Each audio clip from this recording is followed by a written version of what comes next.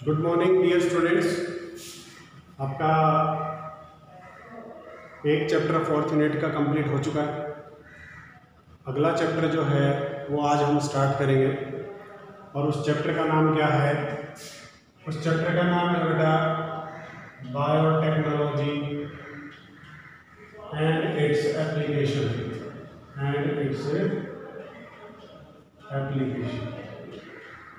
Biotechnology के बारे में तो आपने पढ़ लिया, उसकी एप्लीकेशंस क्या हैं, कहाँ कहाँ उसको हम यूज कर सकते हैं, उसके बारे में इस चैप्टर में पढ़ेंगे। इससे पहले 2-3 बार हमारे सामने एक समस्या आ गई है बेटा। आपने एक चैप्टर में पढ़ा जो फर्स्ट यूनिट का फोर्थ चैप्टर था पॉपुलेशन वाला, रिप्रोडक्टिव हेल्थ वाला, उसमें पॉपुलेशन के बारे में हमने पढ़ा था। थर्ड यूनिट में एक चैप्टर आया था आपके पास strategy in enhancement of food production, उसमें भी हमने पॉपुलेशन के बारे में पढ़ा कि भाई पॉपुलेशन लगातार ग्रो कर रही है और उसमें ग्रोइंग पॉपुलेशन का पेट भरने के लिए हमें अपनी जो भोजन उत्पादन की क्षमता है उसमें बदलाव करना पड़ेगा, उसे बदलना पड़ेगा, तब जाके हम क्या कर पाएंगे, ग्रोइंग पॉपुलेशन के अकॉर्डिंग फूड का प्रोडक्शन कर पाएंगे। इस चैप्टर में भी हमें उसके बारे में कुछ सोचना है, कुछ उसमें टेक्निक्स का इस्तेमाल करके बताना है कि कैसे हम इस बायोटेक्नोलॉजी का इस्तेमाल करके फूड प्रोडक्शन को इंक्रीज कर सकते हैं। तो देखिए, जो ग्रोइंग पॉपुलेशन है उसकी फूड की नीड को पूरा करने के लिए हमारे पास 3 ऑप्शंस हैं। 3 ऑप्शंस आते हैं हमारे पास। पहला ऑप्शन कौन सा आता है? पहला ऑप्शन आता है आपके पास agrochemical based agriculture. Agrochemical based agriculture. Agrochemical based agriculture. देखिए, हमारे भारत देश में जो हरित क्रांति आई थी, वो हरित क्रांति कब आई थी? 1960 के बाद, 1960 to 1970 के बीच में हरित क्रांति। ये जो हरित क्रांति आई, इस हरित क्रांति में हमने क्या किया बेटा? इस हरित क्रांति में हमने पेस्टिसाइड का, मतलब जो एग्रोकेमिकल्स हैं, एग्रीकल्चर में यूज होने वाले जो केमिकल्स हैं, उसमें देखिए कौन कौन से आ गए? पेस्टिसाइड्स आ गए, इंसेक्टिसाइड्स आ गए, इसके अलावा आपके फर्टिलाइजर्स आ गए।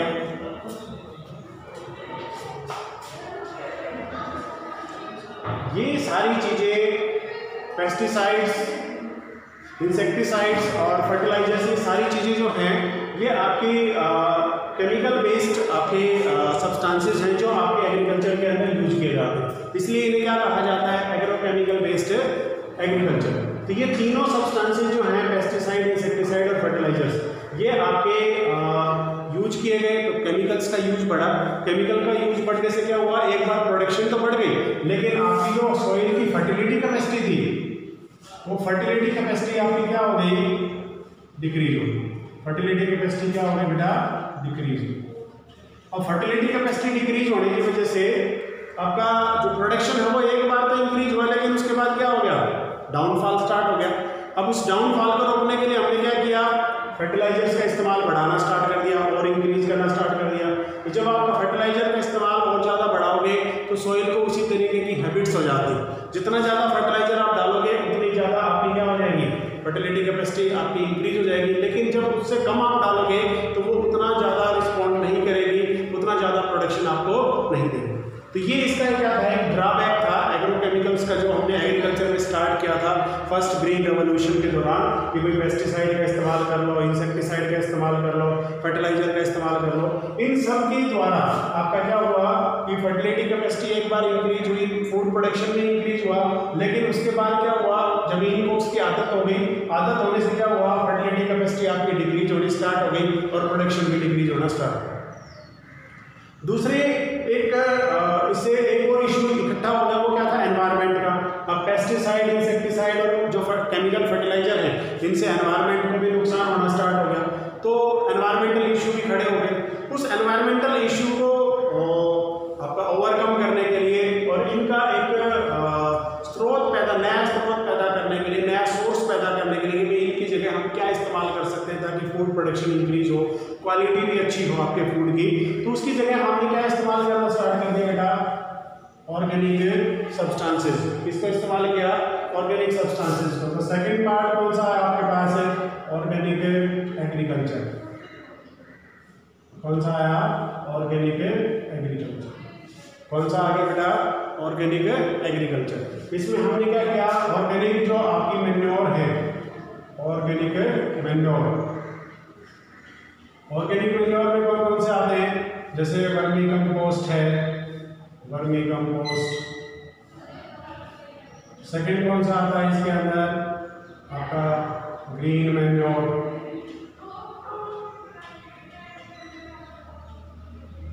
थर्ड कौन सा आता है इसके अंदर? वर्मी कंपोस्ट आ गया, ग्रीन मैन्योर आ गया, और एक आता है कंपोस्ट। ये तीन तरह के आपके मैन्योर्स का इस्तेमाल करना स्टार्ट किया, और तीन तरह के मैन्योर्स में क्या हुआ बेटा? इनके अंदर आपके जो मिनरल न्यूट्रिएंट्स थे वो रिच अमाउंट में थे। Mineral nutrient are present in rich amount. तो रिच अमाउंट में प्रेजेंट होने की वजह से आपका क्या हुआ?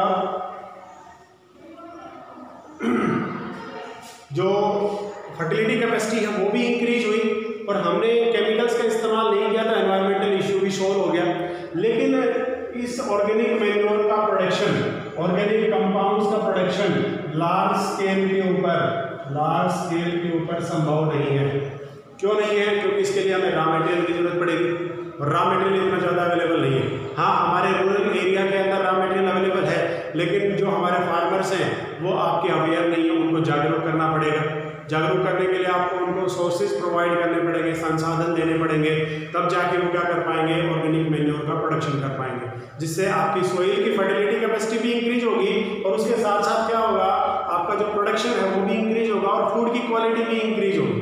ठीक है, तो ये सेकंड टर्म थी ग्रीन रेवोल्यूशन के बाद कि जब एनवायरमेंटल इश्यू आ गया हमारे पास, तो हमने जो केमिकल फर्टिलाइजर हैं, पेस्टिसाइड्स हैं, इंसेक्टिसाइड हैं, उनकी जगह किसी दूसरी चीज़ का इस्तेमाल करना स्टार्ट किया, और वो क्या थे? आपके ऑर्गेनिक सब्सटेंसेस। अब इनसे भी आपका फूड प्रोडक्शन इतना ज़्यादा हाई नहीं हुआ कि हम ग्रोइंग पॉपुलेशन की जितनी भी ज़रूरतें हैं उनको पूरा कर सकें। तो हमारे पास एक तीसरी टेक्निक आई, और वो तीसरी टेक्निक क्या थी? वो तीसरी टेक्निक थी आपके पास जेनेटिक इंजीनियरिंग। कौन सी थी? Genetic engineering. जेनेटिक इंजीनियरिंग में हम क्या करते हैं कि जो डिजायर्ड जीन है, मान लेते हैं किसी प्लांट के अंदर आपका नंबर ऑफ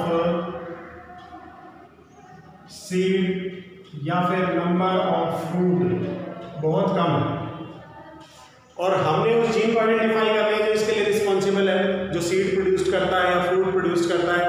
हम क्या करेंगे? रिस्ट्रिक्शन एंडोन्यूक्लियस की मदद से स्पेसिफिक साइट के ऊपर कट लगाएंगे, उस जीन को वहां से कट ऑफ करेंगे। कट ऑफ करने के बाद हम क्या करेंगे? वहां पे ऐसे जीन को ऐड करेंगे जो क्या करता हो? नंबर ऑफ सीड्स की प्रोडक्शन को इंक्रीज करता हो, या नंबर ऑफ फ्रूट की प्रोडक्शन को इंक्रीज करता हो। तो जब हम नंबर ऑफ सीड और नंबर ऑफ फ्रूट की प्रोडक्शन को इंक्रीज करेंगे, तो अल्टीमेटली आपका फूड प्रोडक्शन जो है वो इंक्रीज होता चला जाएगा। तो यहाँ पे हमने क्या किया?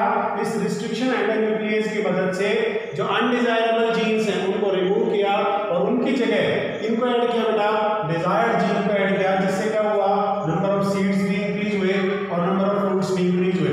नंबर ऑफ सीड्स का मतलब जैसे आपके जो कीरल्स हैं, अनाज जो है उसमें तो सीड ही आपका काम आता है, तो नंबर ऑफ सीड्स अगर इंक्रीज हो जाएंगे एक पेड़ के अंदर, तो ऑटोमेटिकली आपका प्रोडक्शन भी इंक्रीज हो जाएगा। उसमें आपको ना तो अलग से फर्टिलाइजर डालने की जरूरत है, ना अलग से पेस्टिसाइड डालने की जरूरत है, ना इंसेक्टिसाइड डालने की जरूरत है, ना हर्बिसाइड डालने की जरूरत है। तो जेनेटिकली इंजीनियर्ड जो आपके प्लांट होते हैं, उनसे हम क्या कर सकते हैं? कम से कम खर्चे में आपका फूड प्रोडक्शन भी इंक्रीज करवा सकते हैं, और उसके साथ साथ एनवायरमेंटल इश्यू को भी हम सेटल डाउन कर सकते हैं। ठीक है, ये तीन आपकी टेक्निक्स है जिनका इस्तेमाल किया गया आपकी ग्रोइंग पॉपुलेशन की नीड्स को पूरा करने के लिए।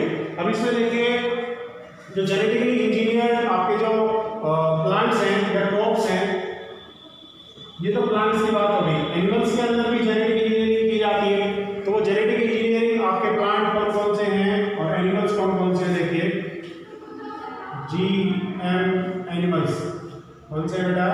GM animals, genetically modified animals, या इनको दूसरा नाम क्या दिया जाता है? Transgenic animals. क्या कहते हैं? ट्रांसजेनिक एनिमल्स कहा जाता है। क्या कहेंगे? Transgenic animals. इसमें सबसे पहला कौन सा आता है आपका? सबसे पहला आता है आपका ट्रांसजेनिक एनिमल्स में ट्रांसजेनिक सिप। कौन सा आएगा? Transgenic SIP. ट्रांसजेनिक सिप जो है इनकी खास बात क्या है? ट्रांसजेनिक सिप जो है इसके अंदर बेटा जो मिल्क प्रोड्यूस्ड होता है, इसके अंदर जो ये मिल्क प्रोड्यूस करती है उसके अंदर क्या पाया जाता है? Anti haemophilic factor 9। कौन सा पाया जाता है? एंटी हीमोफिलिक फैक्टर 9 पाया जाता है। इसके अलावा इसके अंदर एक एंजाइम पाया जाता है जो सिस्टीन नाम की अमीनो एसिड को सिंथेसाइज करता है। It have enzyme which is used in synthesis of amino acid cysteine। कौन से अमीनो एसिड को सिंथेसाइज करने में काम आता है? ये सिस्टीन को सिंथेसाइज करने में काम आता है। ये एंजाइम्स भी आपका किसके अंदर पाया जाता है? ट्रांसजेनिक सिप के मिल्क के अंदर पाया जाता है। इसके अलावा आपका ट्रांसजेनिक सिप के अंदर एक तीसरी चीज और पाई जाती है और वो क्या है? Growth hormone. कौन सा है? ग्रोथ हार्मोन, जो ग्रो करने में मदद करता है। जिनकी हाइट बहुत कम रह जाती है, पिट्यूटरी ड्वार्फिज्म होता है जिनके अंदर, या ड्वार्फ रहते हैं जो, उनको अगर इस ट्रांसजेनिक सिप का मिल्क फीड करवाया जाए तो उनकी हाइट जो है वो कंजुगेटली थोड़ा सा इंक्रीज होती है या मदद होती है हाइट इंक्रीज करने में। ठीक है, तो ये फर्स्ट आपका ट्रांसजेनिक एनिमल था जिसे हम क्या कहते हैं? ट्रांसजेनिक सिप कहते हैं। ठीक है, तो बाकी जो एनिमल्स बच गए उसको हम कल स्टडी करेंगे। आज के लिए इतना। Thank you.